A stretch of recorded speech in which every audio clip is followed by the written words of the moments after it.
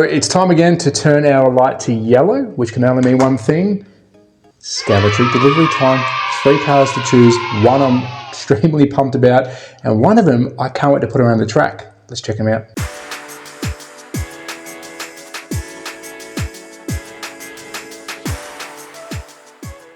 Let's check out our first car. It's the Aston Martin DB5 in a very unique looking color, and I hope it comes out well on camera because in real life it's got like a purpley blue hue through it. It actually looks pretty good. Let's go from the front, the EMU5 number plate. We've also got a nice little air intake here, the iconic Aston Martin grille. We've also got a cutout here on the bonnet. You might be able to get some little wire action if you look there closely. It's a proper cutout. Onto the side, we've got these spokey doke rims with that wheel nut. I do like that style. And we've got a huge cutout that goes straight through to the other side. You actually see straight through, and you can see the yellow light in the background. Onto the corner panels, both left and right side have got your mirrors. Tons of chrome windscreen wipers around the windows being painted and the side windows as well.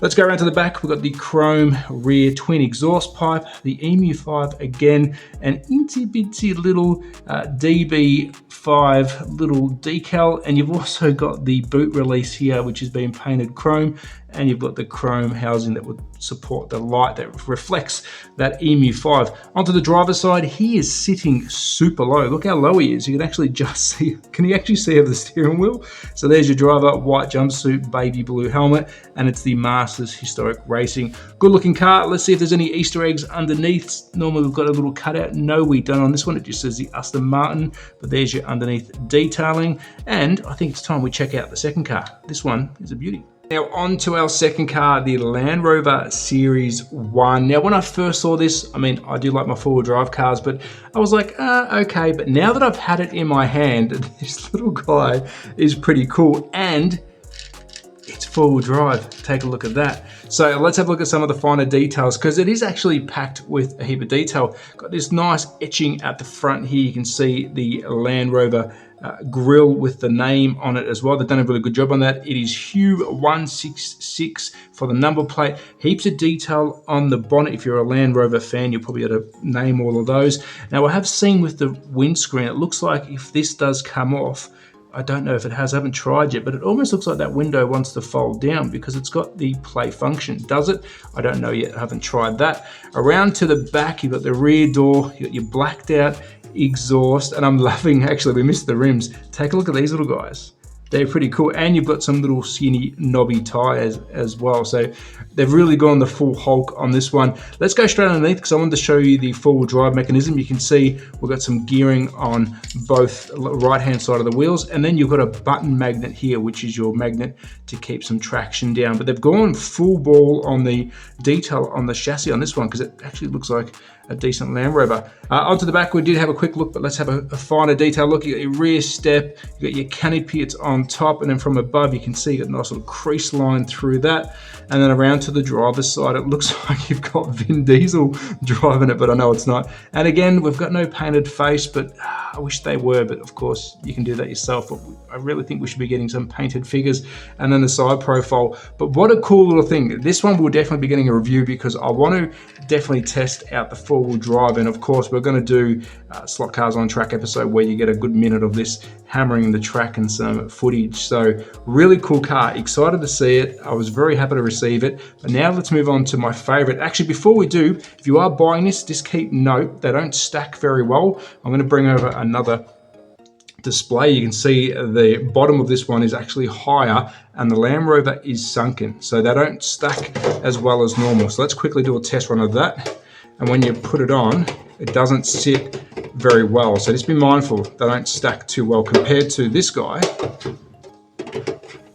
who stacks perfectly. So it's because it's lower underneath. But other than that, what a beauty. Cool little car. And last but not least is, in my opinion, the best thing Scalextric could have done, picking up this license for Fast and the Furious, getting some JDM cars in the slot car world, and also doing the Toyota Supra Mark IV, which is going to give us options. And of course, there is another one of these coming out. It's going to have a roof on it. It's going to look completely different to this one, which is exciting. But we are talking Fast and Furious. We've got Vin Diesel in the back. We've got our special insert. But now let's look at the car. And I've been hanging to see this because I am a JDM fan.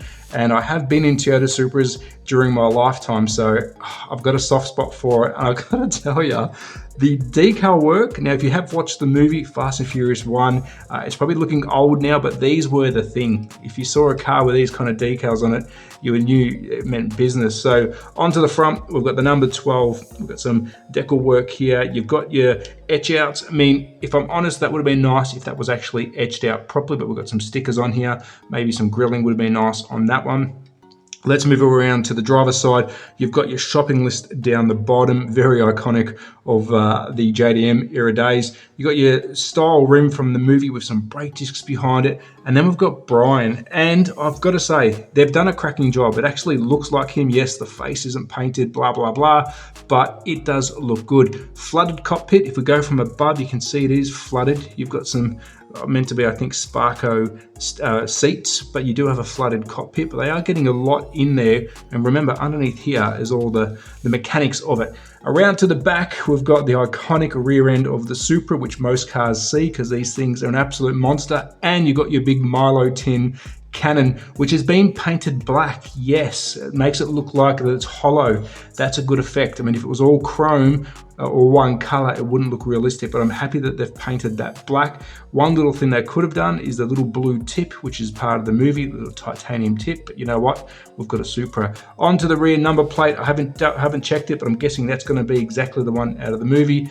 The big rear spoiler, take a look at that big boy, and into the back of the windscreen, you've got all that nitrous. I'm guessing because of potentially licensing, they're not marked as NOS. I don't honestly know, but I'm guessing that's why they're just a standard bottle, but that'd be good for the customizers out there to paint that as the blue NOS bottle. But really cool car. On to the passenger side.